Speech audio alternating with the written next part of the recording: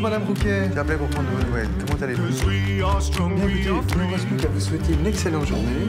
Rise up and see the light. Rise up and see the light. Feeling of being alive. Feeling of being alive. Rise up. Le groupe Vive est un groupe mutualiste qui agit au quotidien pour la santé de plus de 11 millions de personnes. Groupe Vive, entrepreneur du mieux vivre.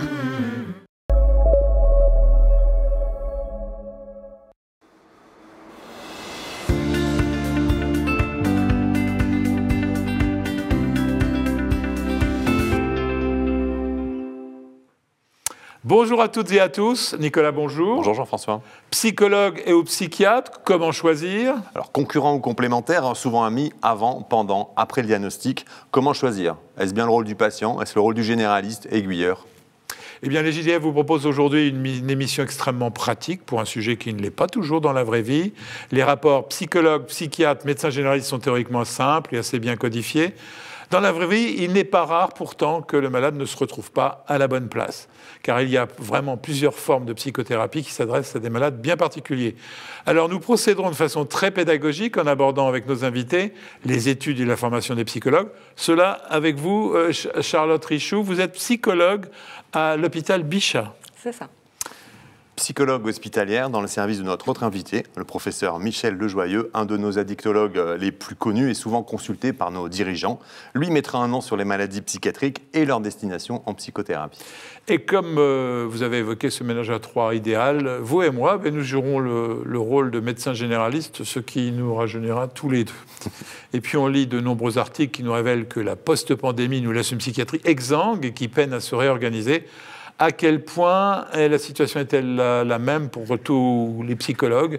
En guise d'introduction, il semble que le confinement, Michel, ait décuplé la demande. A-t-on assez de thérapeutes pour faire face à cette demande, aussi bien d'ailleurs dans les deux spécialités? Cette demande a considérablement augmenté et surtout elle a été considérablement inégalitaire. Les plus malades, les plus pauvres, les plus isolés ont été aussi ceux qui ont été le plus frappés par la pandémie. Donc on a eu un effet loupe sur la pathologie. Il n'y a pas eu, de notre point de vue, par exemple au niveau des urgences psychiatriques, une augmentation considérable avec une sorte d'apparition d'une nouvelle population concernée, mais une augmentation de gravité qui pose problème et qui effectivement dépasse tout à fait nos capacités de réponse, notamment de réponse à long terme. La psychiatrie est aussi exsangue qu'on le dit en ce moment. On voit qu'il y a ça proteste. Est-ce que c'est très différent entre l'hôpital et la ville? La psychiatrie est comme l'ensemble du système hospitalier, extraordinairement dynamique, extraordinairement innovante. On accueille les jeunes, on veut leur proposer des choses, mais nous sommes confrontés à de vraies difficultés, notamment des difficultés de personnel. Dans mon service, certaines unités ne peuvent pas être complètement ouvertes. Vous savez, il y a une alchimie pour qu'une équipe fonctionne. Il faut des psychologues, il faut des psychiatres, il faut des infirmiers. Dès qu'on commence à avoir une tension sur les soignants, on a du mal à garder une offre de soins complète. Il y a pourtant beaucoup de psychiatres. C'est parce que le métier n'est plus du tout attractif à l'hôpital que vous avez ce problème de personnel?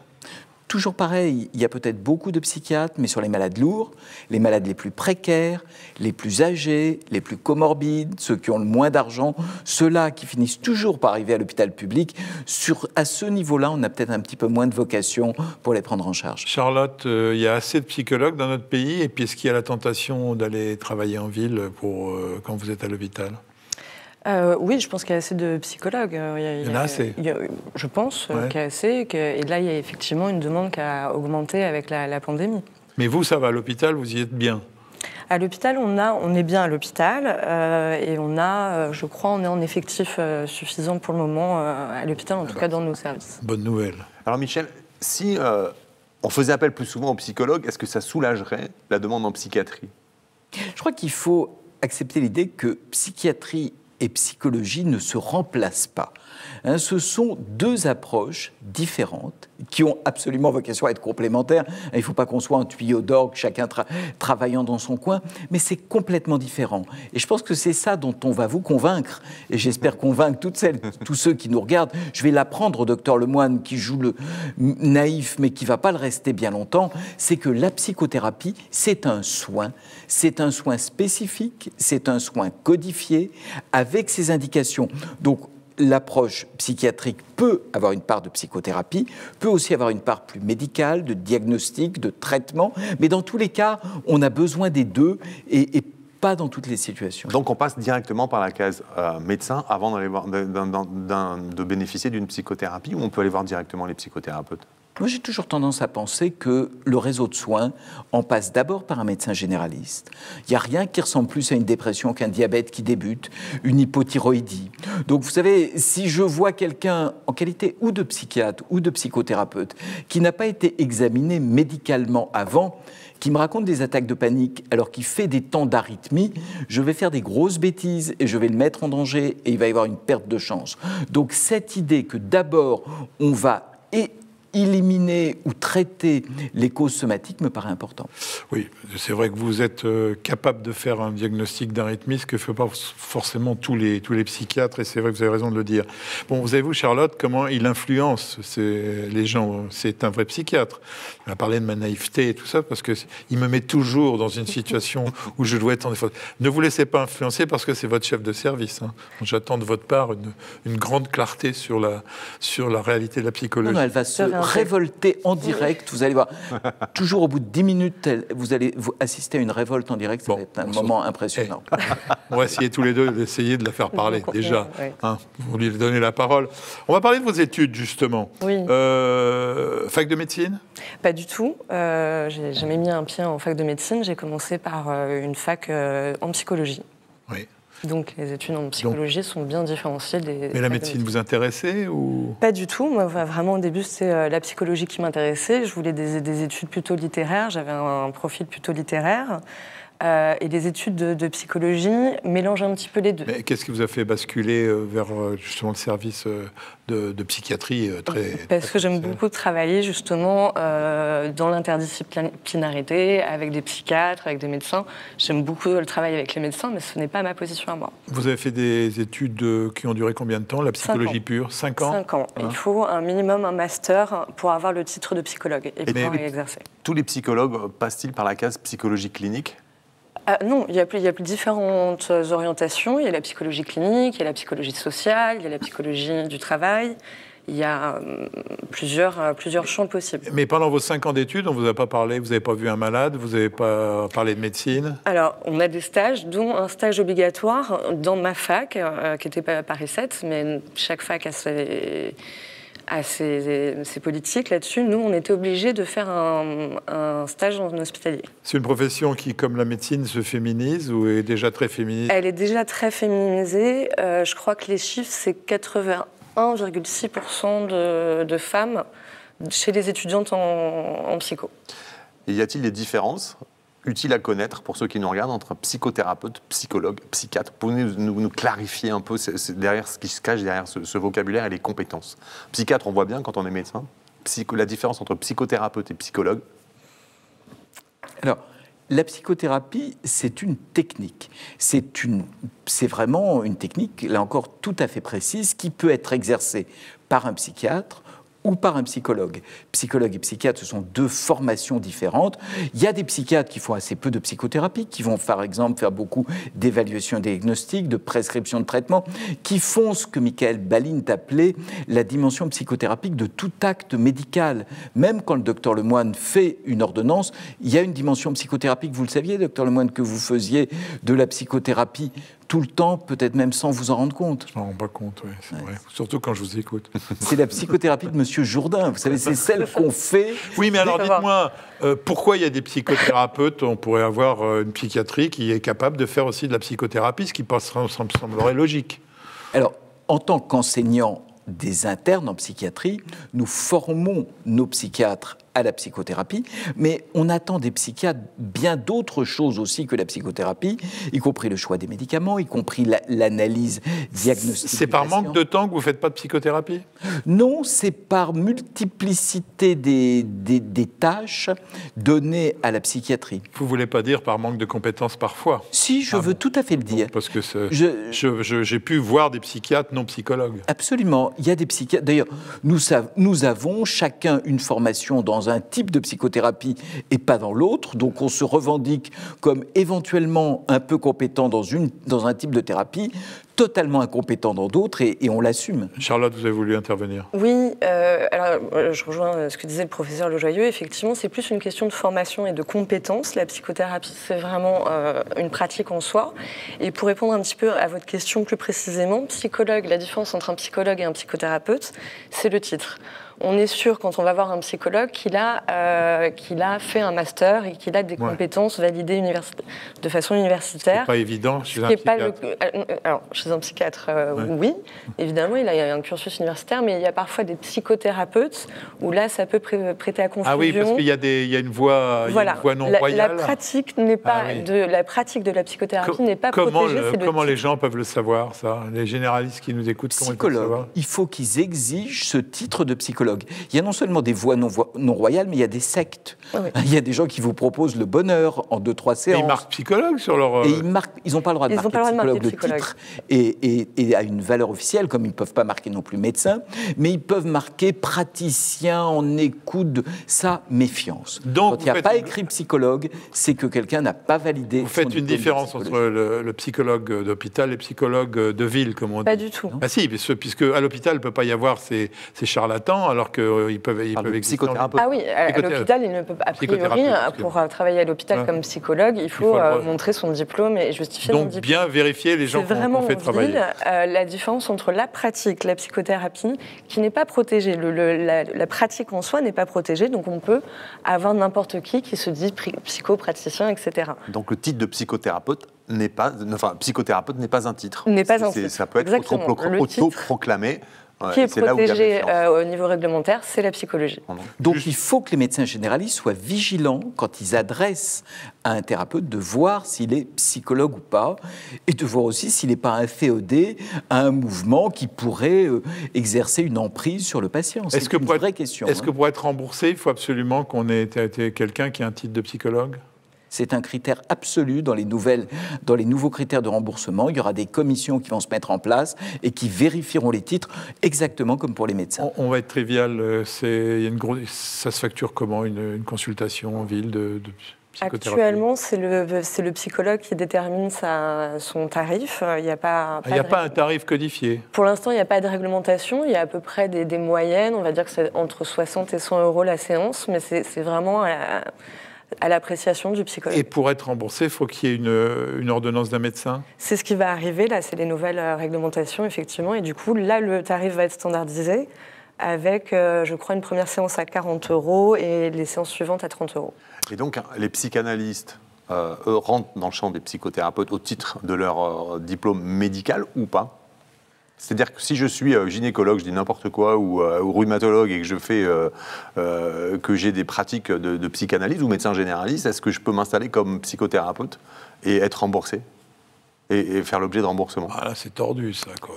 Je sais, enfin, la place de la psychanalyse dans la psychothérapie. Mais on va venir dans les psychothérapies, mais savoir si un médecin généraliste, de toute façon, il sera remboursé comme médecin généraliste à partir du moment où il est médecin généraliste. Donc, si je résume vos études, vous ne connaissez pas grand-chose en médecine en général. A priori, non. Qui, à ce titre, vous ne pouvez pas prescrire de médicaments, ce qui pour moi était la grosse différence entre psychiatre et psychothérapeute. Vous traitez que par la parole. C'est ça. Alors, la psychothérapie, c'est vraiment l'essence même de la psychothérapie, c'est que la parole est le seul vecteur. Ça signifie qu'il faut avoir un talent d'orateur particulier, ce qui limite le recrutement, à mon sens. Au contraire, il faut avoir des capacités d'écoute. Il faut savoir écouter et faire des reflets. Si c'est la parole qui soigne, il faut bien un moment que vous renvoyez au patient. Écouter, pour moi, c'est de la psychanalyse, alors que vous faites... Alors, on fait ce qu'on appelle des reflets. On va essayer de renvoyer quelque chose, peut-être en reformulant ce que le patient a dit, peut-être en interprétant un petit peu, en essayant d'y ajouter un peu plus de sens, de modifier un peu la position de la personne par rapport rapport à son symptôme. Alors, on va voir tout de suite, parce que c'est le but de cette émission, les différentes spécialités. On se spécialise après un tronc commun. Hein, c'est ça, en général après la licence. Après la licence. Bon, on va détailler un petit peu les différentes spécialités. Et Michel Lejoyeux nous expliquera comment et pourquoi le médecin peut les utiliser. On commence par quoi ? Les thérapies cognitives et comportementales, est-ce les seules psychothérapies qui ont été évaluées et pour quelle indication ? Alors, ce ne sont pas les seules qui ont été évaluées. On a évalué beaucoup de psychothérapies, mais ce sont les plus faciles à évaluer parce qu'elles ont un objectif cible, par exemple une phobie. Hein. Le modèle de l'indication de la psychothérapie comportementale, c'est la phobie de l'avion. Par exemple, vous avez une phobie de l'avion. On sait qu'une phobie, ça se traite par ce qu'on appelle une exposition. Vous avez peur de ce à quoi vous ne vous confrontez pas. Donc, une thérapie comportementale va vous apprendre, d'abord en vous le représentant, et puis après en vous confrontant, à diminuer votre phobie. Donc, vous voyez, ce modèle-là, il est assez facile à évaluer, il est très standardisé. Et pour garder des amis dans la profession, on ne va pas jouer aux préférences entre thérapies. Moi, j'ai aussi besoin de terminer cette émission en gardant quelques copains. J'en ai qui exercent dans toutes les formes de psychothérapie. Le sujet n'est pas d'aller en trouver une meilleure que l'autre, mais de se dire, dans certaines situations, peut-être qu'il faut privilégier l'une à l'autre. C'est ce qu'on appelle l'adaptation ou le matching, sans aucune idéologie pour l'un ou pour l'autre. Alors, je réfléchis. Moi, j'ai quelqu'un qui a la phobie des tunnels, donc qui perturbe sa vie. C'est pas la peine que je vous l'adresse. Je l'adresse directement à une psychothérapeute ou est-ce qu'il faut faire une évaluation pour faire en sorte que sa façon de traiter soit différente ? Soyons très précis. Ouais. Si votre personne a une phobie des tunnels, le psychiatre va quand même chercher si avec tout ça, elle n'est pas déprimée. Le psychiatre va aussi chercher si avant de passer dans un tunnel, elle ne boit pas un petit peu pour s'encourager. S'il n'y a pas une addiction associée, on sait que c'est très fréquent associé aux phobies. Mais pour le traitement lui-même de la phobie, qui va être une thérapie comportementale, qu'elle soit faite par un psychiatre ou par un psychologue formé en thérapie comportementale, c'est exactement la même chose. Vous voyez, la différence va être dans l'évaluation initiale, peut-être dans le fait de se dire que le traitement aujourd'hui d'une phobie peut être booster le traitement psychothérapique par un petit peu de médicaments, mais la thérapie elle-même sera faite à égalité. Vous dites quoi au psychothérapeute quand vous envoyez ça à un malade comme ça ? Vous lui mettez un mot, j'ai vu, elle n'est pas ceci, cela. Vous lui dites quoi ? Exactement ça. Mais vous lui dites pas, il faudrait que tu fasses ça. Je sais, et c'est ce que je conseille à nos collègues de faire, je sais à quel psychothérapeute j'envoie quelle maladie. Vous n'envoyez pas... Il ne faut pas imaginer que la psychiatrie, il y a deux cases, un malade dans sa tête, l'autre pas malade dans sa tête. Vous voyez, on a un métier qui est quand même un tout petit peu plus compliqué. Je ne l'aurais pas résumé de cette façon lapidaire comme vous le faites. Mais simplement, je me dis... J'ai peur que oui, moi, j'ai peur que les gens qui nous écoutent, qui se disent... Bon, qu'est-ce que je mets sur cette... À qui je l'envoie ? Bon, déjà, on a compris que déjà, il faut que ça soit quelqu'un qui soit vraiment un psychologue. Après, c'est marqué où que vous faites de la TCC, par exemple ? Comment le savoir ? Comment le généraliste qui nous écoute va le savoir ? Le généraliste, il se constitue un carnet d'adresses. Ouais. Un bon généraliste, c'est un généraliste qui a un bon carnet d'adresses. Un petit jeune qui commence ? Eh bien, le petit jeune, il passe un petit peu de temps à constituer un carnet d'adresses. Il appelle le psychiatre qui travaille à côté de chez lui, qui normalement doit connaître les différents psychothérapeutes installés. Et c'est comme ça qu'on fait. Vous voyez, vraiment, on ne va pas envoyer n'importe qui à n'importe quelle thérapie. C'est comme ça qu'on renvoie une image caricaturale de notre soin psychiatrique ou psychologique. Charlotte, vous êtes compétente dans plusieurs types de psychothérapie, je suppose, parce qu'il n'y a pas un qui fait de la TCC, l'autre qui fait de l'analyse transactionnelle, l'autre qui fait de la psychothérapie systémique. Non, alors après, chaque thérapie nécessite une formation quand même spécifique. On ne peut pas faire toutes les thérapies. Alors après, effectivement, moi, je suis formée à plusieurs, notamment... La TCC, par exemple, ça vous a demandé quoi comme formation supplémentaire ? Alors, c'est 2 ans de formation. Ah oui, alors on est déjà à 5 plus 2. 5 plus 2 ans. Ça fait 7 ans. Et après, si vous voulez faire de la psychanalyse, ça c'est encore plus long. Alors moi j'étais dans une faculté qui était à dominante psychanalytique, donc je suis sortie de la fac avec une formation psychanalytique et c'est après que j'ai fait une formation. La TCC efficace ? les études montrent qu'il y a une bonne efficacité. Sur ce genre d'indication? Ça dépend des indications. Extraordinairement efficace, la TCC, avec des résultats considérables, y compris chez des dépressions majeures. On voit que la thérapie comportementale peut, dans certains cas, être aussi efficace que les médicaments. C'est un vrai traitement, et on a même des protocoles qui comparent une thérapie comportementale à ce qu'on appelle une thérapie placebo, vous voyez, où on demande au thérapeute de dire n'importe quoi, de dire des choses ou inutiles ou fausses. Ben, ça ne marche pas. Et donc, il y a une vraie technique psychothérapeutique qu'on utilise et qu'on applique et qui va avoir les effets objectifs d'une molécule antidépressive. Donc, c'est un vrai traitement, aucun doute là-dessus, dans les bonnes indications, c'est-à-dire quand il y a des symptômes, essentiellement des troubles anxieux, des troubles addictifs, des troubles phobiques. On définit un plan de consultation et on traite le patient avec un nombre de séances précises. La façon d'être persuasif. Moi, j'ai l'impression que psychothérapeute, il faut être persuasif, mais oui ou non? Je dirais que non, en fait. L'idée, c'est pas de convaincre le patient, c'est de faire émerger chez lui. Le problème, pourquoi il ne rentre pas dans un tunnel et non pas le convaincre à aller dans les tunnels? Attendez, docteur Lemoine, on ne va pas rester à ce niveau de caricature-là. Ah ben non, c'est pas une caricature. La phobie... C'est une souffrance qu'il y a dans mon entourage. Alors, c'est pour ça que j'en parle. La phobie, c'est deux choses. C'est une peur et c'est un évitement. Pourquoi est-ce qu'on a peur des tunnels, puisqu'on reste sur votre situation? Parce qu'on évite les tunnels. On a maintenant bien compris qu'une phobie s'entretient par l'évitement. Quand vous prenez un tunnel, vous apercevez que vous ne prenez pas de risque.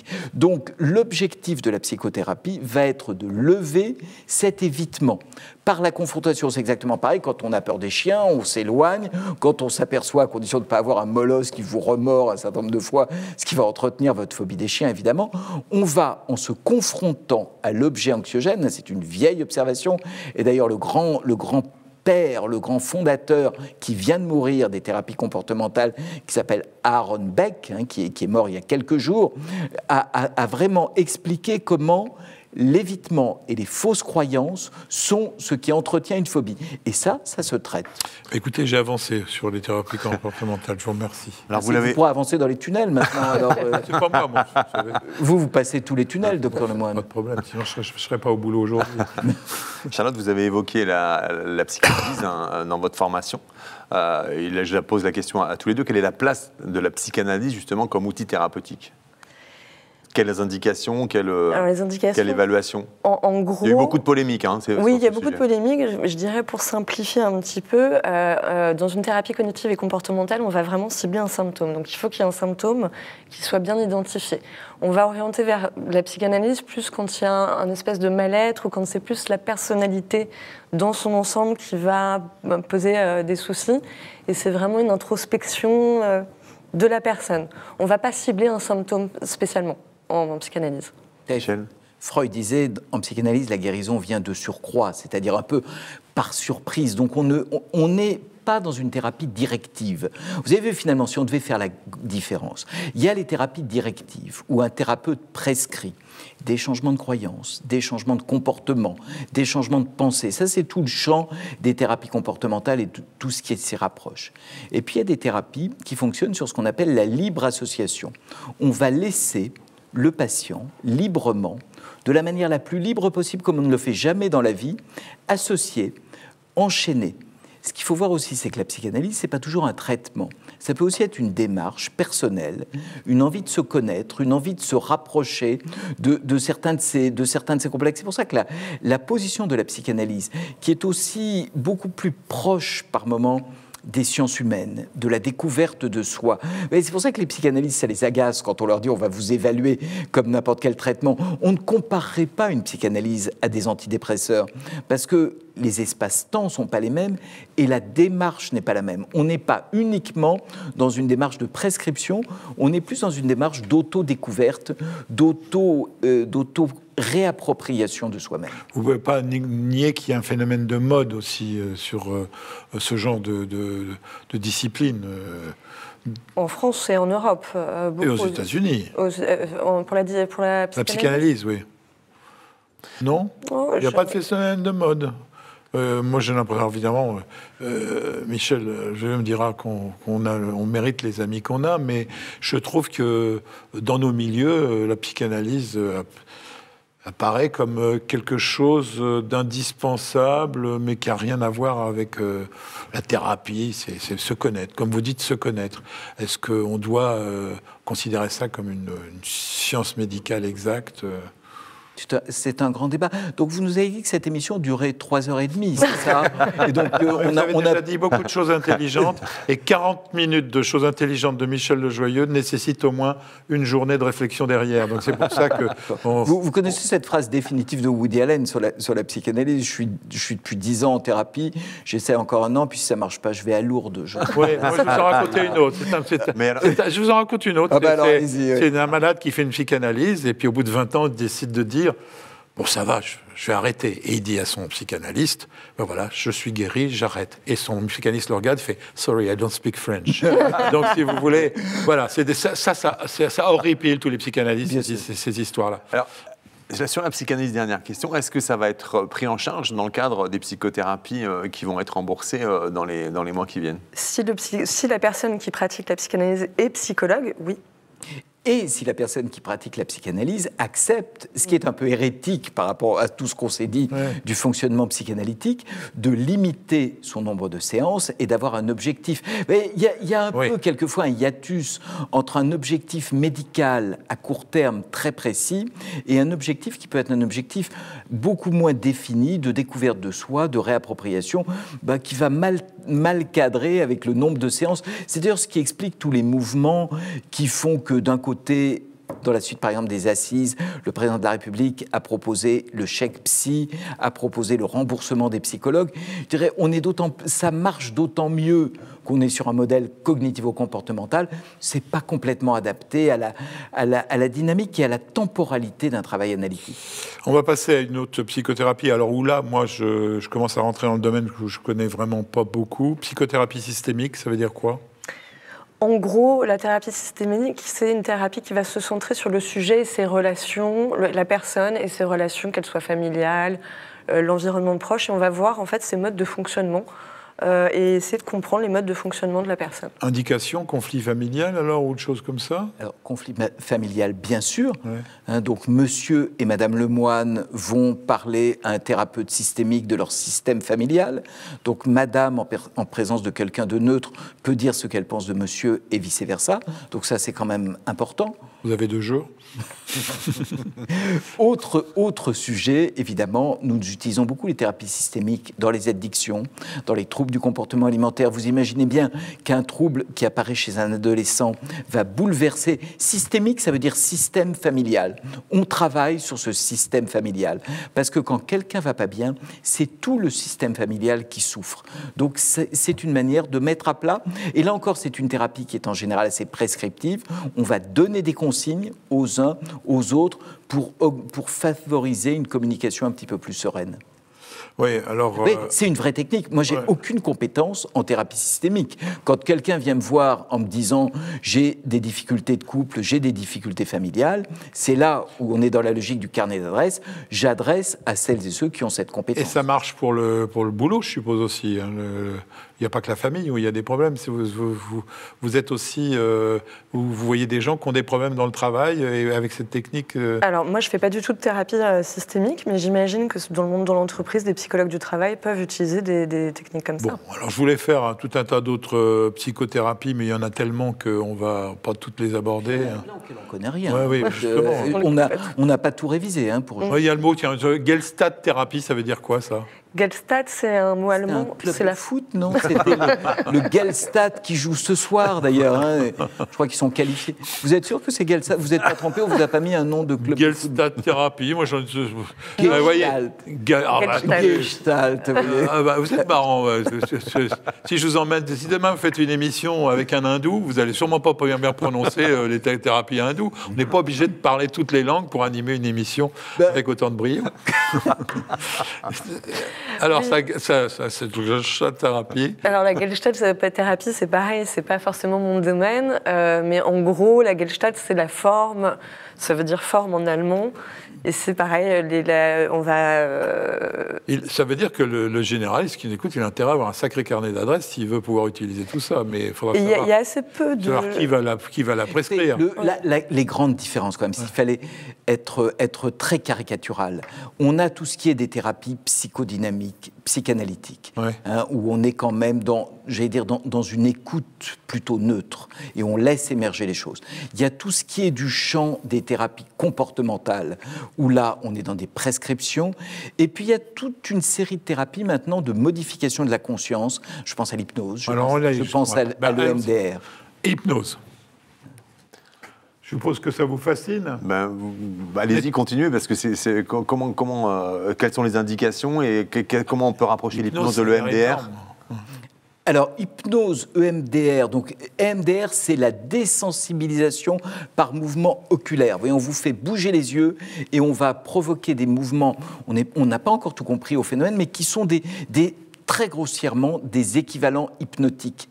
Vous savez, c'est une belle histoire, le EMDR. Je peux vous raconter une belle histoire. Bien sûr. De toute façon, on prend le temps qu'il faut, on viendra s'il faut. C'est une psychiatre qui prend sa voiture, qui roule sur une route où il y a des cyprès. Elle a une crise d'épilepsie, là. Eh bien non, elle n'a pas de crise d'épilepsie, mais elle a une stimulation lumineuse intermittente, mais ça ne donne pas que des crises d'épilepsie. Elle s'aperçoit que quand la lumière la stimule de manière intermittente, elle retrouve des souvenirs anciens. Ça la met dans un état de conscience qui fait réapparaître des souvenirs anciens. C'est ça le démarrage. C'est ça le démarrage du truc. Ouais. Avec une psychiatre un peu à l'écoute d'elle-même. Vous savez, souvent on essaye sur soi-même, qui se dit, tiens, qu'est-ce qui se passe là? Et du coup, elle se dit, quelque chose est en lien entre la stimulation visuelle, la stimulation lumineuse et la réappropriation d'événements anciens. Donc vous voyez bien que le MDR va être particulièrement indiqué chez les gens qui ont connu un traumatisme et qui vont pouvoir reconnecter leur traumatisme. Mais ça, vous le prescrivez dans quelles conditions, par exemple, par exemple, dans un traumatisme après un accident, un traumatisme après une agression, on va vraiment utiliser ces thérapies qui permettent de reconnecter le traumatisme. Et ça marche très bien.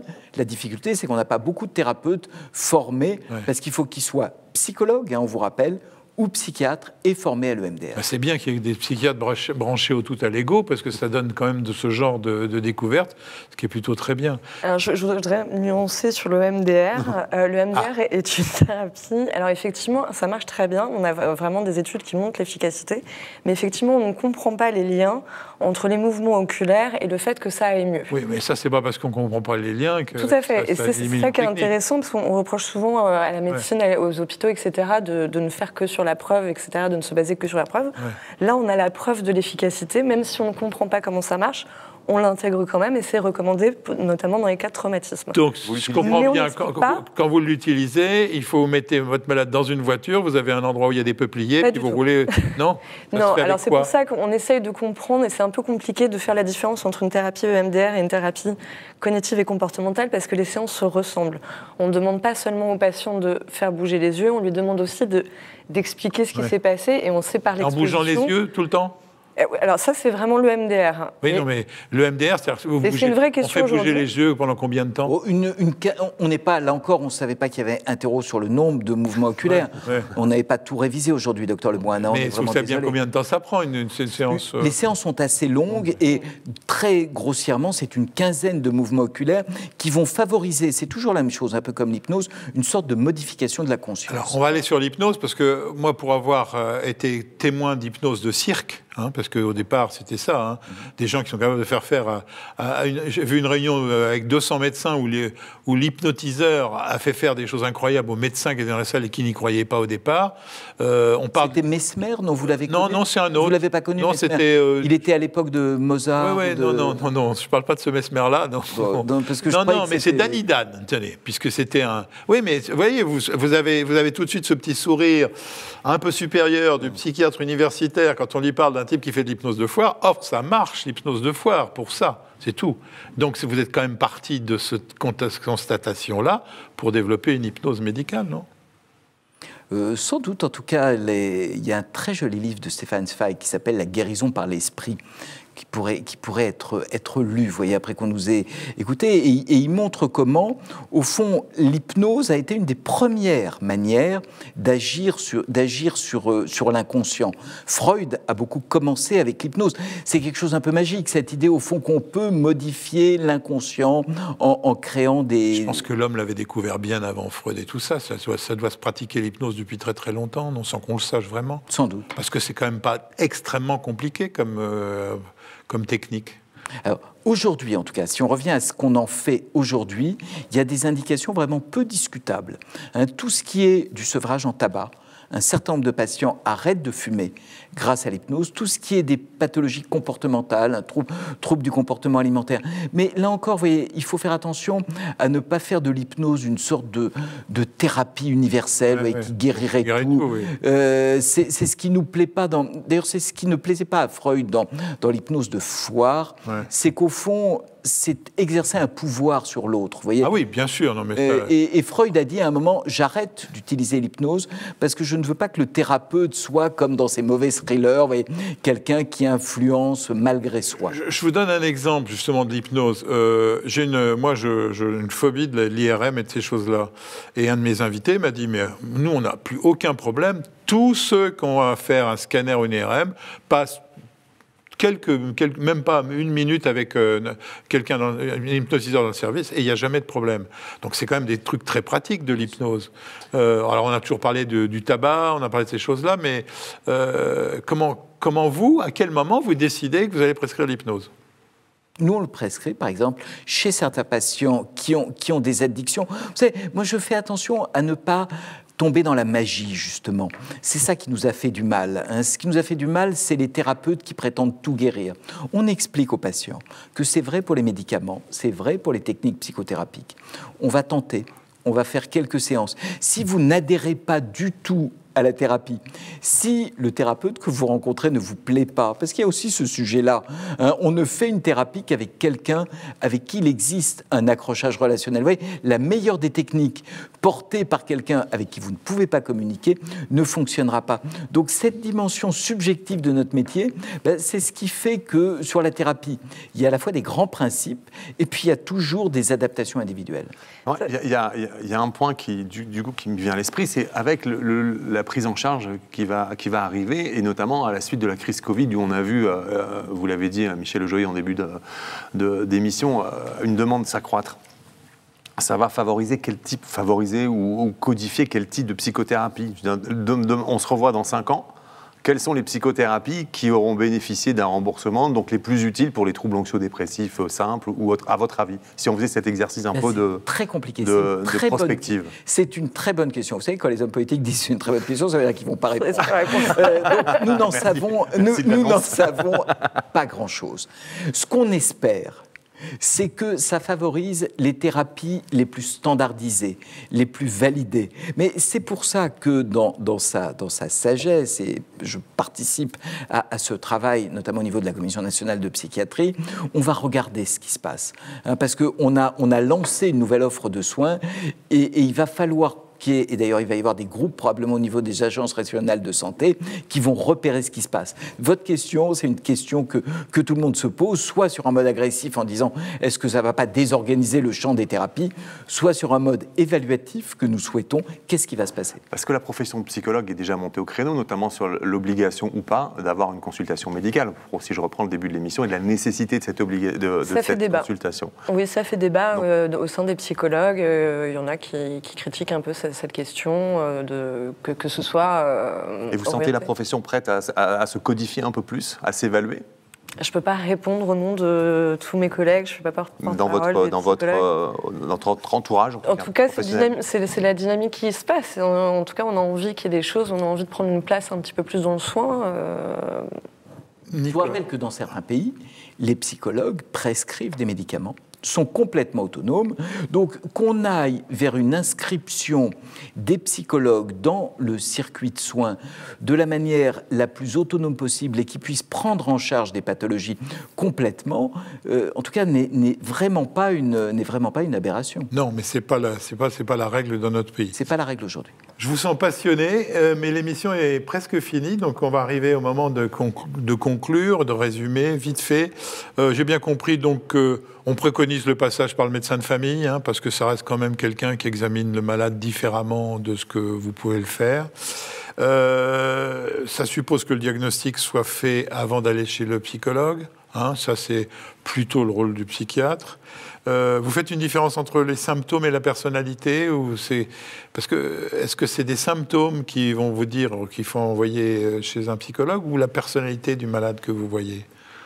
Alors, ce sont deux choses complètement différentes. Oui, les symptômes, ce sont les signes d'une maladie, l'anxiété, la dépression, la psychose, l'addiction. La personnalité, c'est la relation au monde qu'on entretient depuis qu'on est enfant. Vous voyez bien qu'on peut traiter un peu plus facilement ce qui est récent. Quand les gens me disent « je suis comme ça depuis toujours et j'attends de vous que vous me changiez », mon niveau d'optimisme baisse un tout petit peu.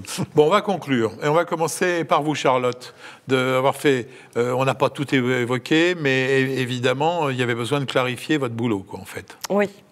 Oui, je pense que c'est bien de faire la différence, que les gens fassent bien la différence entre psychothérapeute, psychologue. Qu'est-ce que vous avez envie de dire à tous ces médecins qui nous regardent ? À tous ces médecins, donc, il faut faire attention effectivement aux formations des gens à qui ils adressent, voilà, et de faire attention à la formation. Un bon médecin, c'est avant tout un bon carnet d'adresses, pas uniquement pour ce qui concerne. C'est un bon réseau. Thérapie. C'est un bon réseau, pouvoir mettre du monde dans la boucle de soins. Une profession aussi isolée qu'on voudrait bien le croire par moment. Et vous, votre conclusion, mon cher Michel ? Moi, j'attends un respect de nos malades, c'est-à-dire qu'on ne les envoie pas comme ça, chez un intervenant psy dont on n'a pas évalué les compétences, la spécialité. Donc vraiment, restons dans la psychiatrie comme dans tous les autres champs de la médecine. Les aspects médicaux purement somatiques, les aspects biologiques, les aspects chroniques et les aspects aigus. Et finalement, notre discipline est un champ de la médecine avec une technique considérablement utile qui est la psychothérapie, mais qu'il ne faut pas dévoyer en, j'allais dire, l'utilisant de manière systématique. Et rappelons-nous que vous parliez du traitement par la parole, hein, parce que le mot anglais c'est talking cure, une guérison par quelqu'un qui ne fait que parler. Nous on serait tenté de dire qu'il va surtout écouter. Rappelons-nous que ce traitement, dans les mains ou dans les oreilles d'un professionnel bien formé, rigoureux, supervisé, j'y tiens aussi beaucoup, quand on n'est pas remis en question de temps en temps par un groupe, par une école, on finit par faire n'importe quoi. Donc ce traitement est largement aussi efficace que des traitements biologiques, ça a été complètement prouvé. Donc on est dans une époque où on va de plus en plus démontrer que le soin psychothérapique fait partie du soin psychiatrique. Vous savez, pour terminer, il y a une étude qui vient de sortir, qui a pris des patients qui avaient un stress post-traumatique, qui leur a fait des IRM cérébrales et une imagerie cérébrale très pointue, et qui a vu qu'en 6 séances de psychothérapie, leur imagerie changeait. Pas en termes morphologiques, mais en termes de connexion. Vous voyez une hypothèse comme ça, que les zones productrices d'émotions se déconnectaient des zones du cortex qui étaient les zones du raisonnement. Et peut-être que dans 10 ans, tous nos débats seront complètement dépassés et qu'on aura une sorte d'objectivation, ce sera vrai aussi pour la psychanalyse, des effets de ces traitements qui sont des véritables traitements avec leurs indications, leurs contre-indications, leurs effets indésirables et les praticiens qui les portent. La plasticité cérébrale qu'on connaît encore très mal, a encore beaucoup de choses à nous réserver. Vous vouliez faire cette émission, vous êtes content ? Tout à fait content, d'abord parce que je crois que la santé mentale est un sujet sans doute un peu un angle mort parfois, ou en tout cas pas pris à la hauteur de nos sociétés, un peu pathogènes sur le sujet, donc ça va nous occuper encore, je pense, un bon moment, et que la capacité de prise en charge avec les différentes professions, la coordination de ces professions est un champ d'avenir, donc est très utile. Donc. Vous êtes preneur d'une autre émission avec oui, tout à fait, oui, tout à fait. Et maintenant, je pense que, notamment sur les répercussions au travail, dans les milieux familiaux, on l'a vu, mais aussi au travail, je pense qu'il y a 2-3 sujets autour du burn-out burn-out et ce que ça signifie dans les Allez, prises en charge. Nicolas, vous dépassez. On va s'arrêter là. Merci à vous. Merci à nos invités pour cette émission très pratique. C'était votre demande. J'espère que cela vous satisfera. On retrouvera bien évidemment Michel Lejoyeux très bientôt dans ces émissions. La semaine prochaine, vous retrouverez l'excellent docteur Jean-Paul Mar. En attendant, portez-vous bien.